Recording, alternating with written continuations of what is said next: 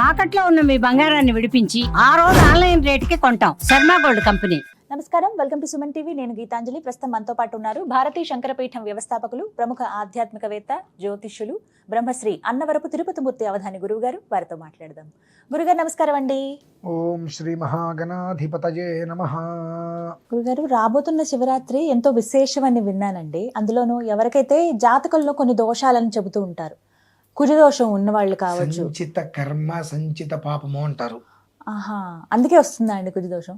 అంతే కదండి. సంచిత పాపములు, ఈ సంచిత పాపము అంటే జన్మ జన్మలుగా వెంటాడుతూ ఉంటుందండి. అది మన పూర్వీకులు చేసినటువంటి ఏవైతే ఉంటాయో అవి సంచిత పాపం అనేటువంటిది అలా అనువంశికంగా అది వస్తూనే ఉంటుంది. దాని నుంచి బయట పడటం కూడా ఒక రకంగా కష్టసాధ్యమైన పని. అది ఎందువల్లనంటే మనం ఎంత చేసినా ఒక చెట్టు మొదలకి కోసేస్తే మళ్ళీ చిగురు వస్తుంది, పునాదితో సహా తీసేయాలి. ఆ తీసేయగలిగితేనే ఆ సంచిత పాపం అనేటువంటిది పూర్తిగా తొలగిపోతుంది. అవే కుజదోషము, కాలసర్పదోషము, పితృదోషము, విశేషంగా నక్షత్రాలు అని ఉంటాయండి. స్త్రీ శాపము వాళ్ళకి అని అంటే నక్షత్రాల వారు అనేటువంటిది ఉంటుంది, కానివ్వండి జన్మకృతంగా ఉంటుంది. అది నక్షత్రంతో సంబంధం ఉండదు. కొన్ని అవి ఉన్నాయని తెలుసుకోవచ్చా? ఏ కారణాల ద్వారా తెలుసుకోవచ్చు? ఎలాంటివి సూచికలు? ఒక మనిషి తను చేయవలసినటువంటి పని ఏ కారణం చేతైనా చేయలేకపోతున్నాడు అంటే సంచిత క్రియాకర్మ, అడ్డంకులు. ఇవాళ వరకు ఒక విధానంలో నడిచాడు, రేపటి నుంచి అనుకోకుండా బద్ధకం లాంటిది వచ్చేసేసి మనిషికి మీద ఎవరో కూర్చున్నట్టుగా బలంగా ఉండటము, ఏది చేయాలన్నప్పటికీ కూడా రేపు చేయొచ్చులే, తర్వాత చేయొచ్చులే అనేటువంటిది వచ్చేస్తుంది ఆటోమేటిక్గా. అది లేజీనెస్ అంటారు. అప్పటి వరకు ఒకగా నడుస్తుంది.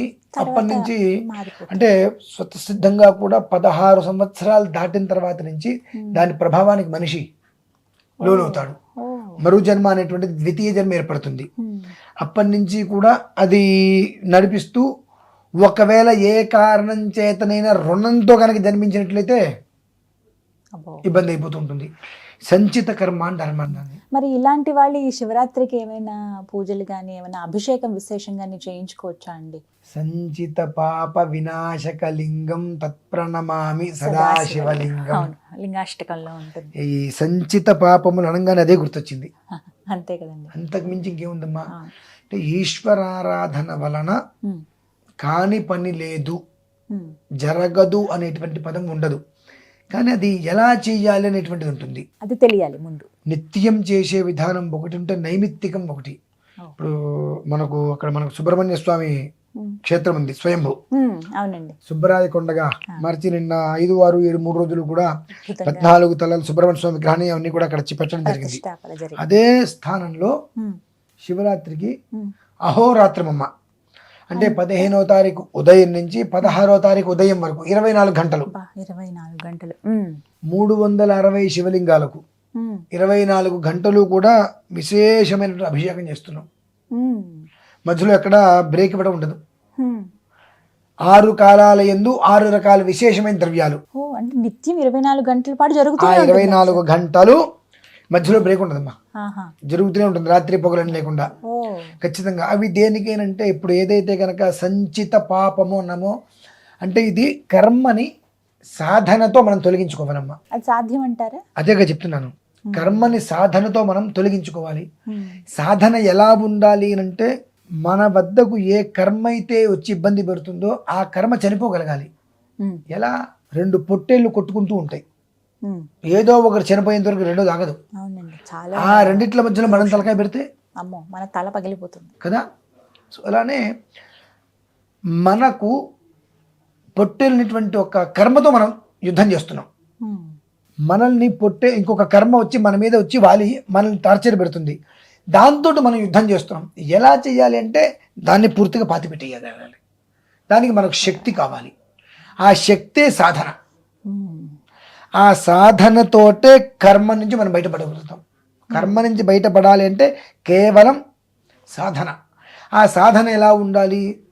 నేను ఒక గంట సేపు ఇలా కూర్చున్నానండి, మంచి మెడిటేషన్ చేశానండి, చాలా హాయి, సరిపోదండి, సరిపోదు. అది తాత్కాలికం. ఆ తాత్కాలిక సుఖం కోసం జనాలందరూ పరుగులు తీస్తూ ఉంటారు. దానివల్ల ఏం వాళ్ళకి ఆనందం కలుగుతుందో తెలియట్లా. ఒక సుఖం ఉంది అంటే అది దీర్ఘకాలికంగా ఉండాలి. తాత్కాలికమైన సుఖం కోసం నువ్వు ఆరాటపడ్డావు అంటే తర్వాత అది నిన్ను ముంచేస్తుంది. కర్మ అంతే. ఆ కర్మను పూర్తిగా నువ్వు తొక్కగలగాలి. కర్మను పూర్తిగా తొక్కగలగాలి అంటే నువ్వు చేసేటువంటి ఆరాధన శక్తి ఆ రకంగా రావాలి. అది దృష్టిలో ఉంచుకొని సంచిత పాప వినాశన లింగం అంటే ఎలా పోతుంది? ఆ సంచిత పాపాలన్నింటినీ కూడా వినాశనం చేసేది ఎవరు? మళ్ళీ ఈశ్వరుడు, శివలింగం. తత్ ప్రణమామి సదాశివలింగం. ఆ ఈశ్వరుడికి 24 గంటల సేపు శతరుద్రాలతో, అంటే ఒక రుద్రానికి 300 నామాలు, ఒక రుద్రానికి నామ విధానంగా 300 తీసుకోవచ్చు. అలా శతరుద్రాలమ్మ. అమ్మో, 24 గంటలు ఇవన్నీ కూడా. మీ అది లైవ్ వస్తుంది. 24 గంటల సేపు శతరుద్రం ఆయనకు అలా ధారాళంగా అభిషేకం. ఎటువంటి ద్రవ్యాలు గురువుగారు? కర్మను అనుసరించి ద్రవ్యాలు వస్తాయి. మనం ఎప్పుడు కూడా పాలు పంచామృతాలతో చేస్తాం. అసలు నేను వాటిని యాక్సెప్ట్ చేయను.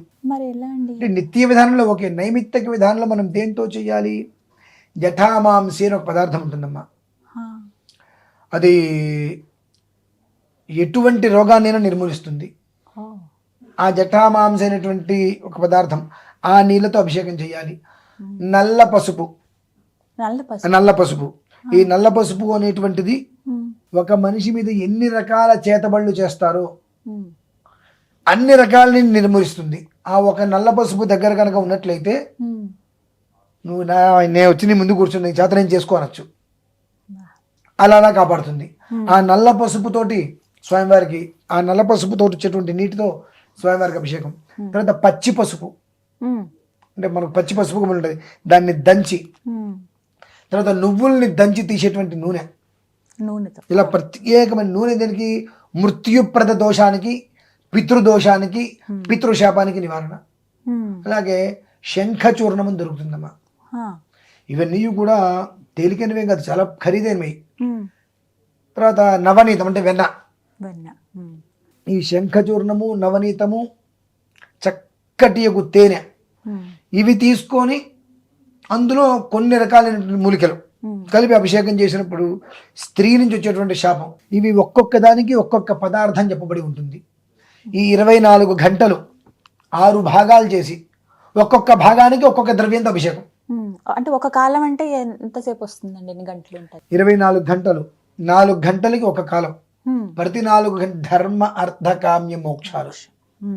ప్రతి 4 గంటలకి ఒక కాలం. ఈ 24 గంటలలో ప్రతి 4 గంటలకు ఒక్కొక్క ద్రవ్యంతో అభిషేకం చేస్తూ జరుగుతుంటుంది.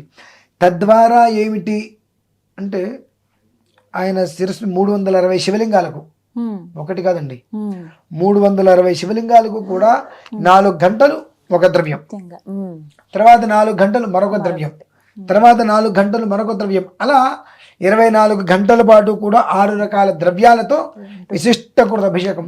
లింగోద్భవ కాల సమయంలో భస్మోదకంతో, పొడి భస్మంతో, ఈ భస్మోదకము పొడి భస్మముతో అభిషేకం చేసినట్టు ఎందుకు చెయ్యాలి ఆ సమయంలో అంటే, మనకు ప్రపంచంలో ఉండేటువంటి అనేక రకాల పుష్పాలు ఉంటాయి, అనేక రకాల పళ్ళు ఉంటాయి. ఆ పళ్ళు మనం తీసుకొచ్చి అభిషేకం చేయలేం. ఆ లింగోద్భవ కాల సమయంలో 27 నిమిషాల సేపు భస్మార్చన కనుక చేసినట్లయితే యావత్ భూమండలం మీద ఎన్ని సుగంధ పరిమళ పుష్పాలు ఉన్నాయో ఆ పుష్పాలతో అర్చన చేస్తే వచ్చే ఫలితం ఏదైతే ఉంటుందో ఆ ఫలితం వస్తుంది. ఆ భస్మం కూడా మనకు మామూలుగా బయట మనకు దొరికేటువంటి నాము కదండి, పచ్చి పేడని కాల్చి వారం రోజులు 10 రోజులు టైం పడుతుంది కాల్చడానికి, కాల్చి దాన్ని వస్త్రకాలితం పట్టినటువంటి భస్మం, ఆ భస్మం తెప్పిస్తున్నాం, ఒక అంత భస్మం తెప్పిస్తున్నాం. ఆ భస్మంతో లింగోద్భవ కాలంలో అభిషేకం. మరి ఇటువంటి అభిషేకము 6 కాలాల యందు 6 రకాల ద్రవ్యాలతో అభిషేకించటము వలన ఇత పూర్వం చెప్పుకున్నటువంటివి ఈ 6 దోషాల వలనే మనుషులు ఇబ్బందులు పడతారండి. కాలసర్పదోషము, సర్పదోషము, కుజదోషము, పితృదోషము, పితృశాపము, స్త్రీ శాపము. ఈ 6 ఏ ఒక్కడున్నా చాలు, మిగిలినవన్నీ కూడా అలా వచ్చేస్తాయి. ఒకదాని వెనకాల ఒకటి, అక్క చెల్లిలాగా షుగరు బీపీలు ఇవన్నీ ఒకదాని తర్వాత ఎలా వస్తాయో అలా వచ్చేస్తాయి ఇవన్నీ. ఈ 6 నుండి మనిషి విముక్తుడయ్యాడు, బంధ విముక్తుడయ్యాడు అంటే వాడిని పట్టుకోవడం అనేటువంటిది బ్రహ్మతరం కాదు. ఇంకా అటువంటిది రావాలి అంటే ఆ యోగం కలిసి రావాలి. మరి ఇప్పుడు ఆ యోగం కలిసి వచ్చిందా అండి అని అంటే రవి ఆ రోజు పూర్తి రవికాల యోగం, ఆదివారం అయింది, ఉత్తరాషాఢ నక్షత్రం. అంతే కదండి. అవును. దీనికి సంబంధం ఏంటండి? పితృదోషం పితృశాపం అనేటువంటి రవి స్థితి గమనించే కదా వచ్చేది. రవి అంటే తండ్రే కదా, అక్కడి నుంచి వస్తాయి. ఆ గమనం నుంచి ఒకదాని నుంచి ఏదైతే అన్ని వస్తాయో ఒకదాని నుంచి అన్ని ఎలా బయటికి వెళ్ళిపోతాయి. ఈ కారణరీత్యా 24 గంటల సేపు ఈ 6 రకాల ద్రవ్యాలతో అర్చన చేయడం వలన ఈ 6 దోషాల ద్వారా జీవితం అనేటువంటి ఏం అర్థం కాకుండా అయిపోయేటువంటి స్థితిలో ఉన్న వారందరికీ కూడా ఖచ్చితంగా 72 గంటలు దాటిన తర్వాత శుభయోగం అనేటువంటిది ఖచ్చితంగా 72 గంటలు చూడగలుగుతారు. అక్కడి నుంచి అది వృద్ధి చెందడం ప్రారంభమవుతుంది. ఇక అవి లేవు అన్నప్పుడు అతని జీవితం అంతకుమించి ఆనందకరం ఇంకేముంటుందండి? ఎలా రావచ్చండి? మేము పాల్గొనొచ్చా గురుగారు? ప్రతి మనిషి ఏమాత్రం అవకాశం ఉన్నా, అంటే ఇందాక నేను ఒక వీడియోలో కూడా చెప్పా, మీ ఇంట్లో చేసుకున్న తర్వాతే ప్రయత్నం చేయండి, లేదా అక్కడ చేసేటువంటి దాంట్లో ఏదో ఒక రకంగా పాల్గొనే ప్రయత్నం చేయండి. మీ ఇంట్లో మీ విధానం అయిపోయిన తర్వాత లైవ్ లో కొంచెం సేపు అయినా చూసే ప్రయత్నం చేయాలి. ఎందువలన చూడాలి అంటే 360 శివలింగాలు ఈశ్వరుడు అనుగ్రహిస్తే 2100 శివలింగాలకు వెళ్తుందండి. అది సందర్భం మీద అలానే ఆలోచిస్తున్నాం, 2100 శివలింగాలతో చేయాలని చెప్పి 360 మాత్రం చెబుతున్నాం. అంటే నేను అనుకున్న రీతిలో అన్ని దొరక్కపోతే కష్టం అవుతుంది కాబట్టి 360 అన్ని దొరికినయ్యా 2100 శివలింగాలకు అర్చన చేయడం జరుగుతుంది. జన్మలో ఇంకోసారి అటువంటి రోజు వస్తుందండి, కష్టం కదండి. అటువంటి పర్వదినం అన్న. అద్భుతమైన కాబట్టి తద్వారా మనుషులే కాకుండా మనుగడ బాగుంటుందండి. సర్వ ప్రాంతం మొత్తం మనుగడ చాలా బాగుంటుంది. అంత విశేషమైనది అయితే మాత్రం నేను చెప్తాను. అడ్రస్ అంతా కూడా స్క్రీన్ మీద అందిస్తామండి. మనకేంటంటే సుబ్రాయకొండ అంటారు ప్రాంతం, తాడేపల్లి. దేవాలయాన్ని కూడా మనం వీడియో తీయటం జరిగింది, ఆ వీడియో కూడా చూడండి. అవకాశం ఉంది అన్నవాళ్ళు శివరాత్రి రోజు చక్కగా మీ ఇంటి దగ్గర అభిషేకాలు అవి పూర్తి చేసుకుని విజయవాడ బయలుదేరి వెళ్ళొచ్చు.